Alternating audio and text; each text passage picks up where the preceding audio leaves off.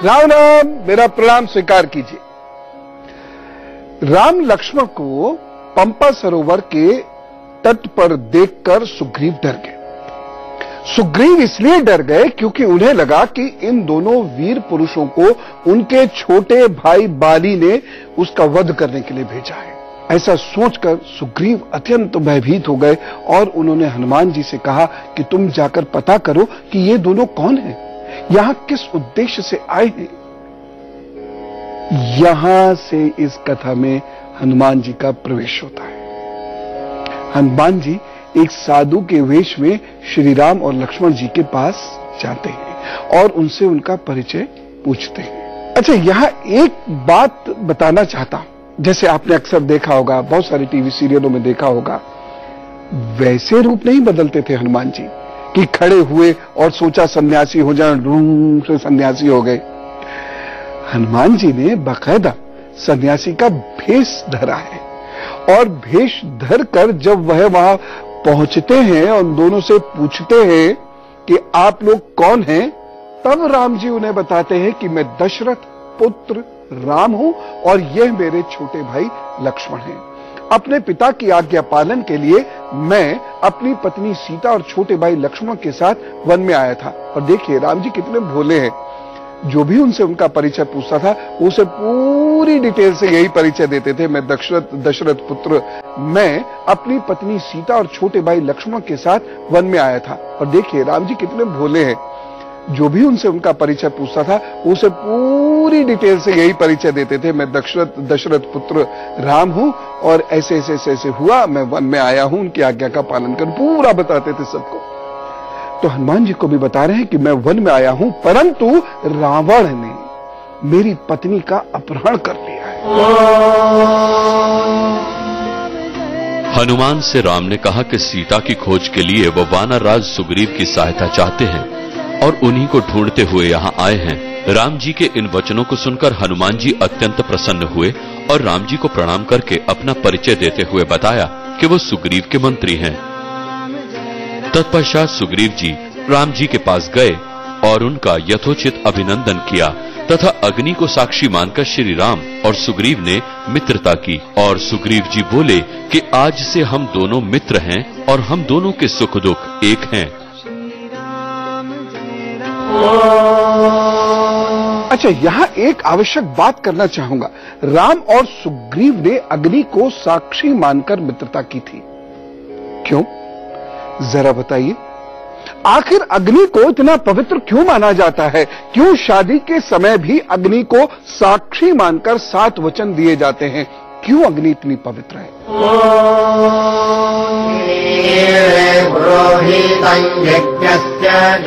अग्नि मनुष्य जाति के विकास की धुरी है और अग्नि के इसी गुण की वजह से उसे भारतीय संस्कृति ही नहीं बल्कि दुनिया में सारी सभ्यताओं में बड़ा महत्व मिला। भारतीय संस्कृति की बात करें तो प्रथम वेद ऋग्वेद में सबसे अधिक सूक्त अग्नि की स्तुति में ही अर्पित किए गए हैं। अग्नि गृहपति है और परिवार के सभी सदस्यों से उसका स्नेहपूर्ण घनिष्ठ संबंध है। वो अंधकार, निशाचर, जादू टोना, राक्षस और रोगों को दूर करने वाला है। अग्नि का अर्थ है जो ऊपर की ओर जाता है। अग्नि का पूजन भारतीय संस्कृति का प्रमुख चिन्ह है और वो गृह देवता के रूप में उपासना और पूजा का एक प्रधान विषय है। इसीलिए अग्नि ग्रहा गृहपति यानी घर का स्वामी तथा विश्वपति यानी जन का रक्षक कहलाती है। घर की दिशाओं में एक दिशा आग्नेय दिशा होती है। इस दिशा के स्वामी ग्रह शुक्र और देवता अग्नि हैं। इस दिशा में वस्तु दोष होने पर शुक्र अथवा अग्नि के मंत्र का जप लाभप्रद होता है। शुक्र का मंत्र है ओम शं शुक्राय नमः। अग्नि का मंत्र है ओम अग्नयः नमः। इस दिशा को दोष से मुक्त रखने के लिए इस दिशा में पानी का टैंक, नल, शौचालय अथवा अध्ययन कक्ष नहीं होना चाहिए। अब पुनः कथा पर लौटते हैं। अग्नि को साक्षी मानकर मित्रता का वचन देने के बाद सुग्रीव जी बोले, एक बार किष्किंधा नगरी में मैदानव का पुत्र मायावी आया था और बाली को युद्ध के लिए ललकारने लगा। तब बाली बाहर निकला और उसने जोर का एक घूंसा मारा जिससे घायल होकर मायावी डरकर घोर वन में भाग गया और अपनी गुफा में घुस गया और बाली भी उसके पीछे पीछे पीछे पीछे भागते हुए उस गुफा में घुस गए। तब बाली ने मुझसे कहा था कि तुम यही गुफा के द्वार पर मेरी प्रतीक्षा करना। उन्हें बाहर रोककर बाली गुफा में घुस गए। मैं गुफा के बाहर उसकी प्रतीक्षा करने लगा। 1 माह के पश्चात गुफा से बहुत सारा रक्त निकलने लगा, जिसे देखकर मैं बहुत दुखी हो गया, मैं बहुत भयभीत हो गया। मुझे लगा कि मायावी ने बाली को मार दिया है। वह दानव बाहर निकलकर मुझे भी ना मार दे, इस डर से मैंने गुफा के दरवाजे को एक बड़े से पत्थर से बंद कर दिया और किष्किंधा आकर सबको यह बता दिया कि उस दैत्य ने बाली को मार दिया है।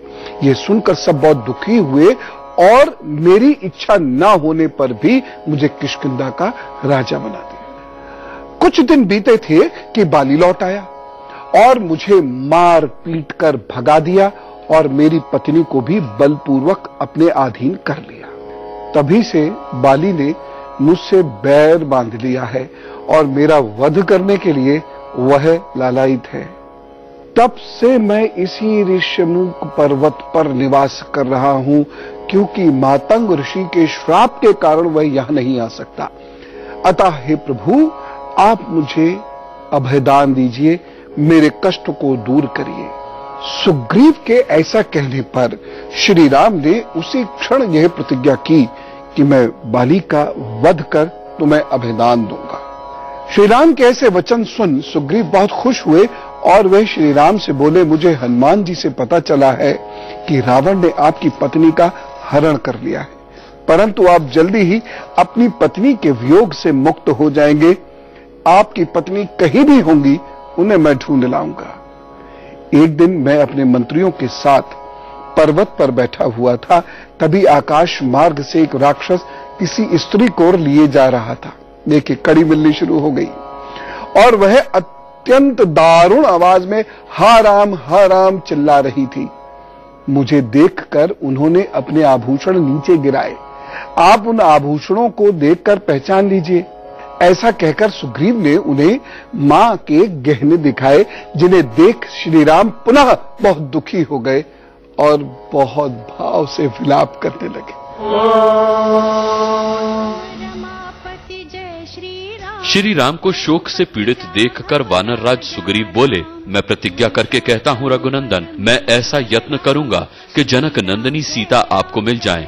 इसीलिए मैं आपसे विनती करता हूं कि आप शोक का त्याग करें। सुग्रीव की बातों से राम को संतोष हुआ। राम पुनः सुग्रीव से बोले, तुम एक हितैषी मित्र हो, अब मैं तुम्हारे लिए भी वही कार्य करूंगा जिससे तुम्हारा मनोरथ सिद्ध हो, अर्थात अब तुम भी किष्किंधा जाओ और बाली को युद्ध के लिए ललकारो। मैं उसका वध करके तुम्हें तुम्हारा राज्य और पत्नी दोनों को मुक्ति कराऊंगा।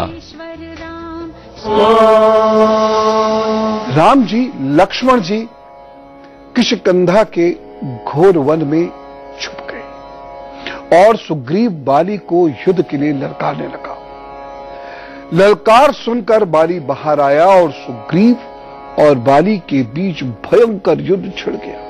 इधर राम जी बाली को मारने के लिए खड़े थे, पर दोनों भाई कदकाठी और चाल ढाल में बिल्कुल एक जैसे थे, जिस कारण राम जी को बाली और सुग्रीव का पता ही नहीं चल रहा था। दोनों गुत्तुम गुत्ता हो रहे थे, ऊपर नीचे दाएं बाएं आगे पीछे, और पता ही नहीं चल रहा था कौन सुग्रीव है कौन बाली है।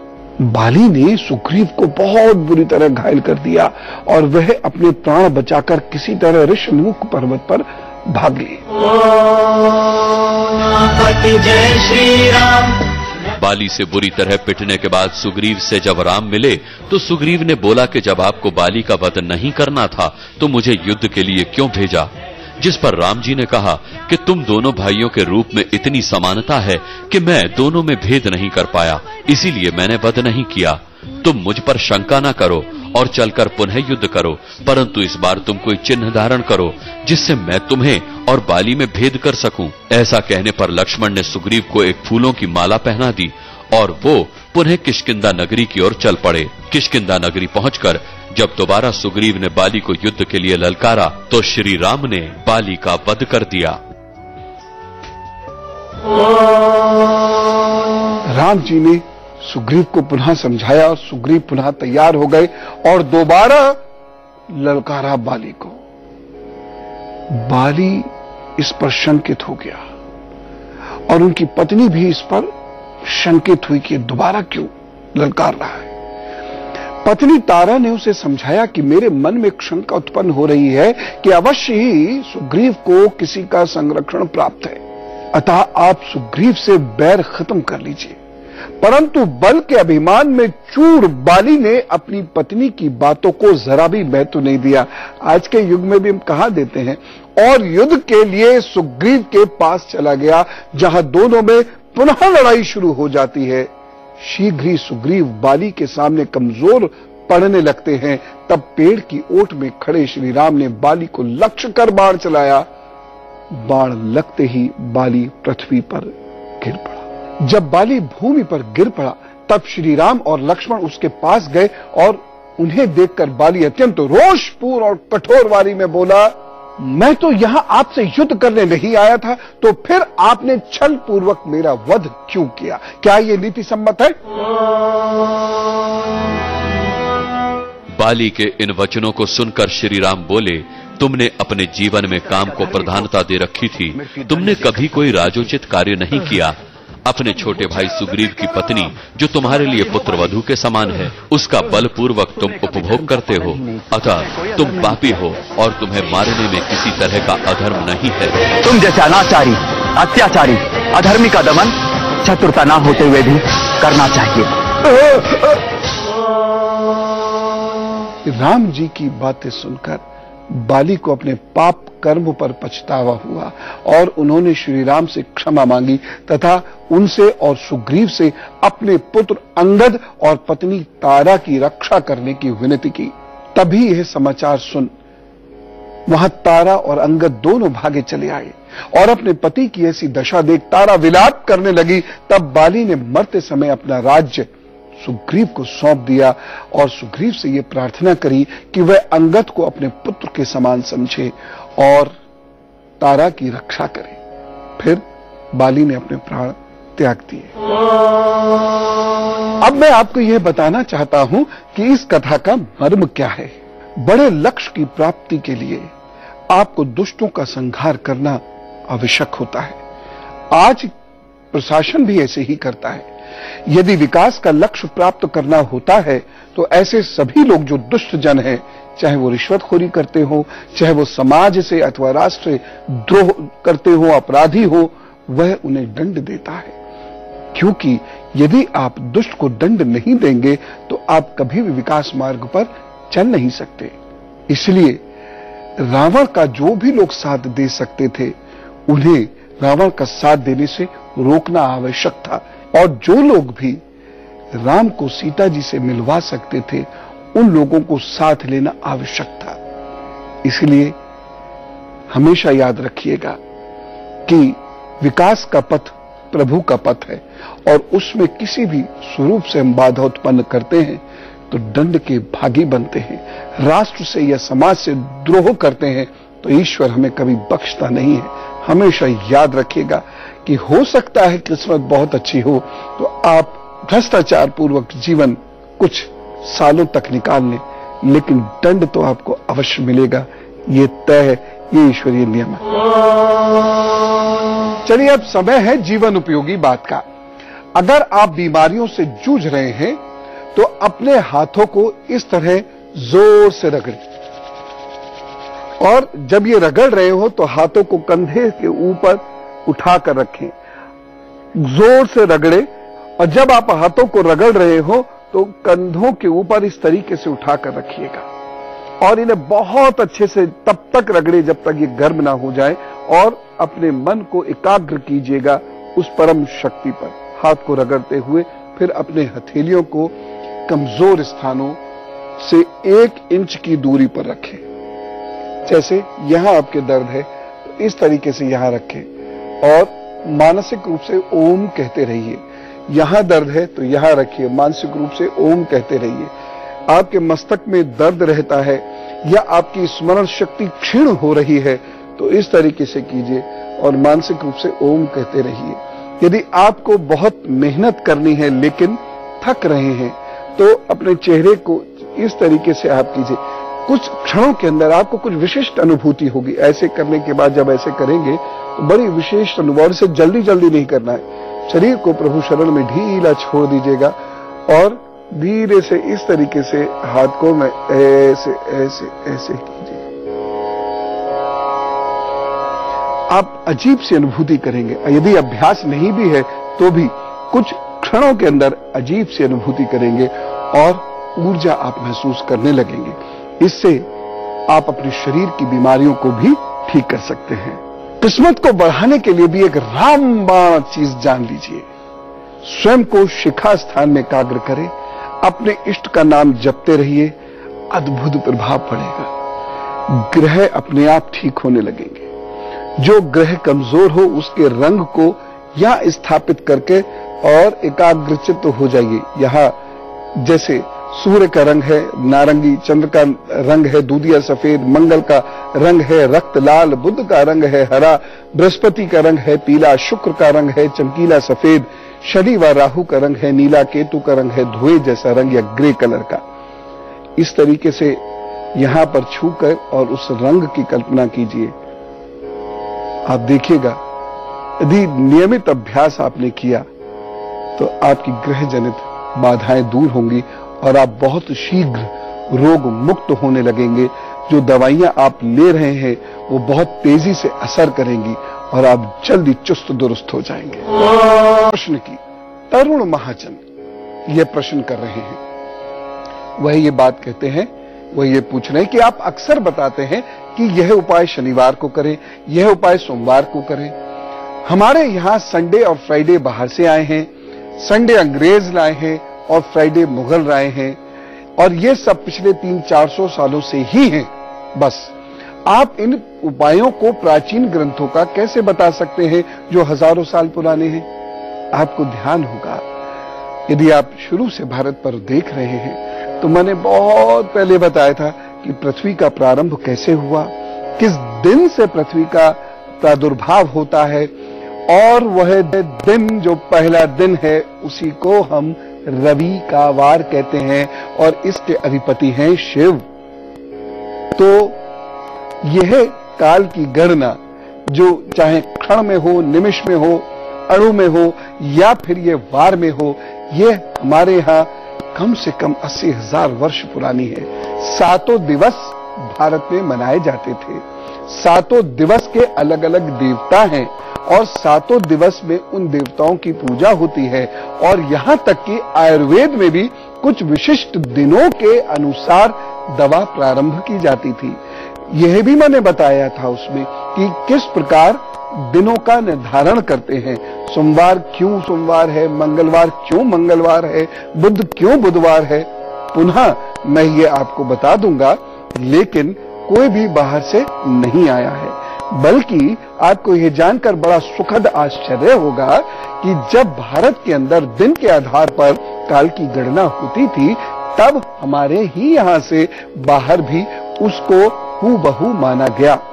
यह तो बहुत बात की बात है कि जॉर्जियन कैलेंडर आया, ग्रीन कैलेंडर आया और बाकी कैलेंडर्स और वहां या अगस्टिन कैलेंडर आया। ये कैलेंडर बहुत बाद में प्रचलित हुए हैं।